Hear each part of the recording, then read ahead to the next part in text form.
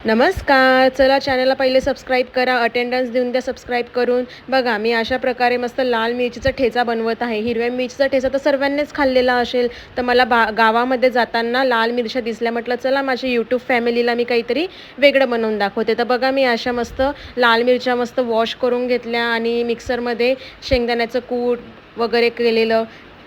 आणि हा जो ठेचा आहे तो झटकीपट आहे. आपण नाही का खलबत्त्यामध्ये कुटून पण बनवू शकतो. पण म्हटलं चला आज माझ्याकडे टाईम नाही आणि यूट्यूब फॅमिलीला पण कधीचं मी दाखवलेली नाही आहे कोणती रेसिपी. तर मस्त लोखंडी तव्यावर किंवा कढईमध्ये ठेचा बनवा आणि मस्त लसणाची फोडणी देऊन तुम्ही नाही का ठेचा बनवा. खूप छान लागतो आणि तो मी ह्यासाठी वेगळी वेगळी फोडणी दिली. तो नाही का 15 दिवस फ्रीजमध्ये मस्त टिकतो आणि सकाळच्या नाश्त्यासाठी किंवा खिचडीसोबत बाटीसोबत मस्त लागतं हा ठेचा. तुम्ही पण बनवून पहा. मी पण बनवला मस्त भाकरीसोबत. मी एन्जॉय करते. तुम्ही बनवल्यावर मला कमेंट करून सांगा. थँक्यू. Video like